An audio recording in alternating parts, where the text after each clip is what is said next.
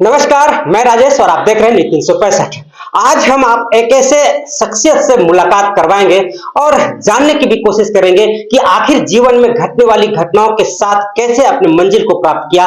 और एक कहावत है ना, अगर हौसला है उड़ान भरने की तो पंखों की जरूरत नहीं है।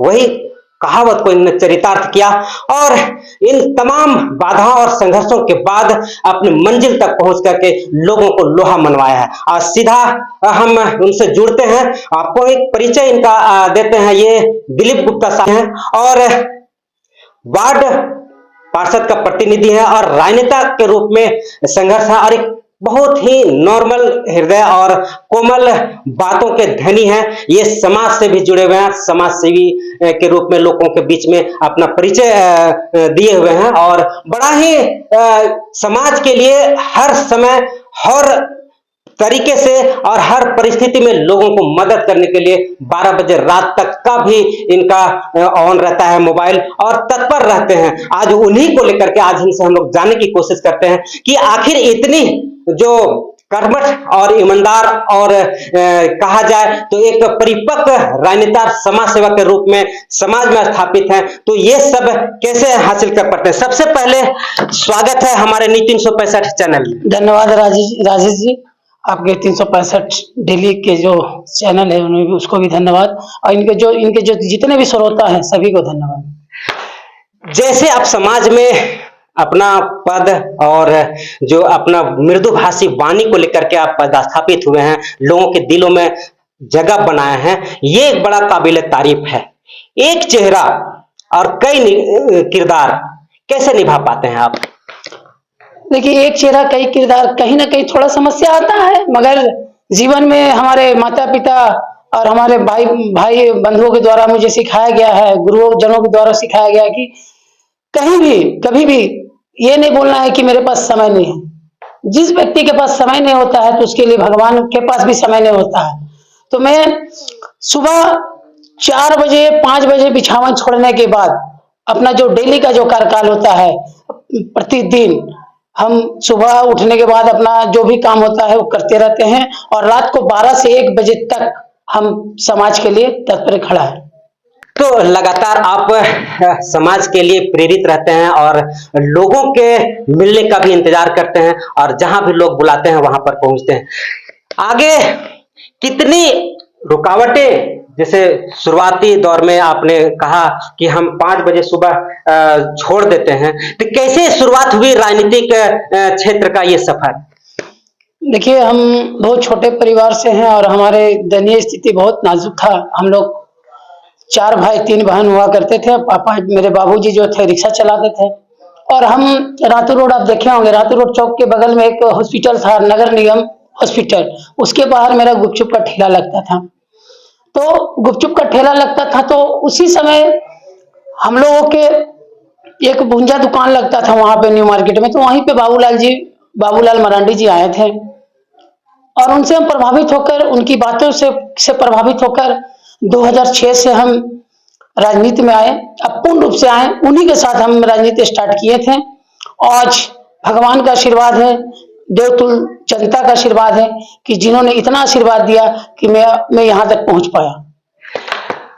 आपने बताया कि आपका जीवन बड़ा ही संघर्षमय रहा और तमाम बाधाओं को पार करते हुए आज अच्छे पोजीशन में है, आज एक अच्छे समाज सेवी और राजनेता के रूप में भी जाने जाते हैं। कितना संघर्ष करना पड़ा अपने जीवन में आपका? देखिए, किसी भी व्यक्ति का जीवन ही संघर्ष है। अगर घर में अगर सो करके बिताएंगे तो आप कहीं न कहीं के नहीं रहेंगे, तो इसीलिए संघर्ष ही जीवन है और जितने भी संघर्ष आएंगे उसे निपटाने का कार्य करेंगे हम लोग। हम लोगों के साथी है, गुरुजन है, जनता है, सारे लोगों के साथ मिलकर जितने भी कठिनाइयां आएगी उसे संघर्ष करते हुए उसे निपटारा करेंगे। कोई भी व्यक्ति अगर सफल होता है और अपनी मुकाम तक पहुंचता है तो कई स्वाभाविक है कई दुश्मन होते हैं। कैसे निपट पाते हैं अपने विरोधियों को जो आपको देख करके बहुत ही कुछ कह गुजरते हैं? देखिए, हम विरोधी को तो विरोधी मानते ही नहीं, सभी को अपने भाई बहन, बड़े छोटे जैसा प्यार देते हैं। हम किसी को विरोधी नहीं मानते हैं, क्योंकि देखिए, विरोध तो भगवान का भी लोग करते हैं, तो हमारा कर रहे हैं। तो कहीं ना कहीं हम, जब हम गोलगप्पा बेचते थे उस समय हमारा कोई विरोध नहीं करता था। आज जनता का प्यार से इतना दूर पहुंचे तो कहीं ना कहीं विरोधी है, मगर मुझे विरोधी के रूप में नहीं देखते हैं, देवतुल्य के रूप में देखते हैं कि वो मुझे जगाने का काम करते हैं, वो मेरे अंदर एग्रेसिव मतलब कि बढ़ाने का काम करते हैं, कि वो थोड़ा सा मुझे परेशान करते हैं और हम वो 4 कदम हम मुझे परेशान करने का काम करते हैं तो हम 14 कदम आगे बढ़ने का काम करते हैं। कहीं ना कहीं आगे बढ़ाने में विरोधियों का बहुत बड़ा महत्वपूर्ण कार्य है। आपने बहुत बड़ी बात कह दी कि विरोधियों को हम देवतुल्य समझते हैं। बहुत अच्छा लगा और सुनने वाले लोग को भी अच्छा लगा होगा। लेकिन आपका जो कोमल हृदय है, आप समझिए कि विरोधियों को जो देवतुल्य समझेगा वो उससे कभी गलत काम हो ही नहीं सकता है। अब अच्छे जगह पर हैं, राजनीतिक क्षेत्र में भी अच्छा पकड़ रखते हैं और लोगों के दिलो दिमाग में आप छाए हुए रहते हैं। क्या आगे की रणनीति जो है, आगे क्या सोच कर बना रहे हैं, या क्या रणनीति है अगला आने वाला समय के लिए? देखिए, आगे का तो सिर्फ संघर्ष करना है, मेहनत करना है, और कहीं ना कहीं मेहनत करने वालों को जगह मिलता ही है। तो मुझे लगता है कि सिर्फ मेहनत करना है और मेहनत से ही सारा चीज होगा। तो देखते हैं, मेहनत में अपना कमजोरी नहीं लाना है और मेहनत करते रहना है। मेहनत से ही आपको मंजिल मिलेगी। आज अगर ऐसा होता तो हमारे प्रधानमंत्री जी राम मंदिर नहीं बना पाते, तो वो लगे हुए रहे, मेहनत करते हुए रहे, बस उन्हीं का दशा दिशा में हम लोग चल रहे हैं और उन्हीं का छोटा सा कार्यकर्ता हूँ। इसीलिए मेरा आइडल है भाई नरेंद्र मोदी जी, कि भाई वो जब वो चाय बेचकर वहां तक पहुंच सकते हैं तो हम लोग गोलगप्पा बेचकर क्यों नहीं पहुंच सकते हैं। तो कहीं ना कहीं कि हम जो आइडल है भाई, हमारा जो आइडल है वो हमारे देश के मुखिया श्री आदरणीय प्रधानमंत्री नरेंद्र मोदी जी के को हम आइडल मानते हैं। जब उन्होंने चाय बेचते हुए, समाज सेवा करते हुए, सामाजिक कार्य को एकदम अपने ध्यान में रखते हुए जब वो प्रधानमंत्री बन सकते हैं, तो हम लोग तो भाई उनका छोटा कार्यकर्ता है, गुपचुप बेचकर कुछ ना कुछ तो जरूर बन जाएंगे। और बनना क्या है, बस ईमानदारी पूर्वक समाज के प्रति खड़ा रहना है। और समाज में किसी तरह का अगर दुख सुख किसी भी व्यक्ति के साथ होता है तो मेरा फर्ज बनता है, लोगों ने इसीलिए मुझे चुन करके लाया है कि मुझे उसके लिए वहां पे खड़ा रहना चाहिए।